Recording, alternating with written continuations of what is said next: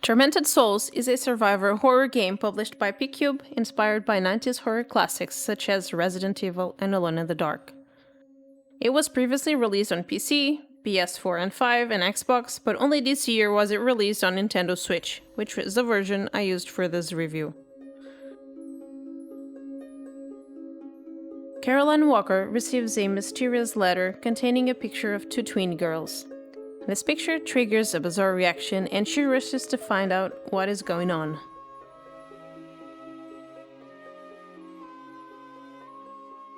When she arrives at the mysterious hospital to look for answers, she's attacked and later wakes up in a bathtub with no memories of how she got there.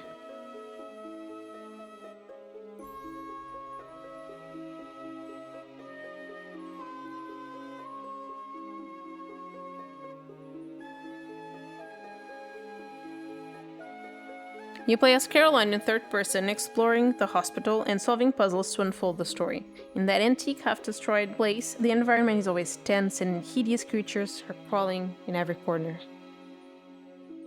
You can collect items and combine them in a simple menu, where there is also your heart rate and health condition. The most important item you'll get is a lighter, as you get damaged by being in the dark.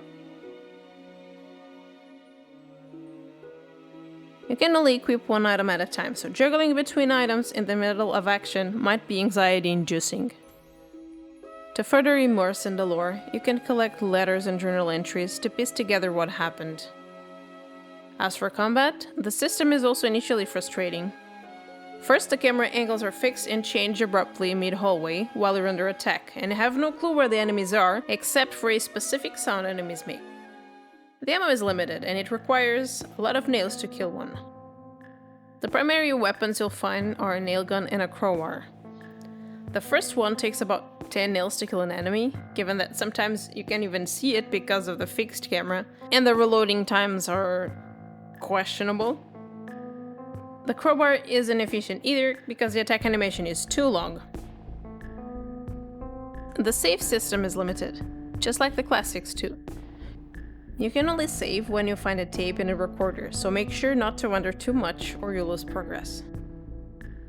You get to know the characters and events through those journal entries and notes as you explore the hospital. There aren't many NPCs. They'll have potential, but they're never fleshed out enough to feel like real people, and for me that is critical in any story. The first thing that threw me off was how Caroline reacted to whatever was happening around her, and it was really a deal breaker. Stuff like in this scene, for example, the priest asks her, like, "Why are you so pale?" And she responds, "Why am I pale? A person in a wheelchair was trying to chase me." She whines most of the time and points out situations that could be shown through her reaction. Even in the beginning, when she reacts to her missing eye, it doesn't feel believable.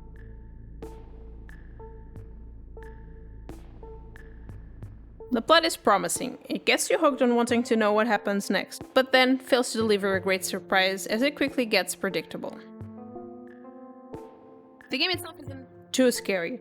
A lot of its attempts at horror rely on timing and surprise rather than frightening content. The graphics aren't great on Switch.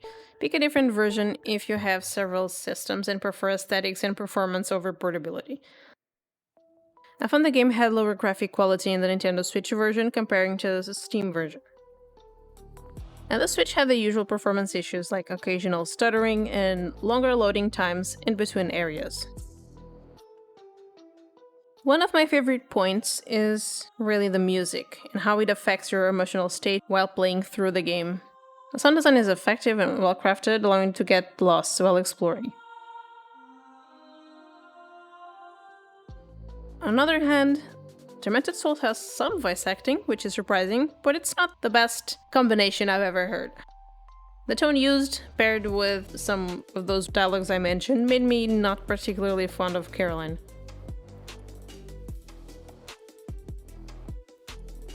So, is Tormented Souls worth it?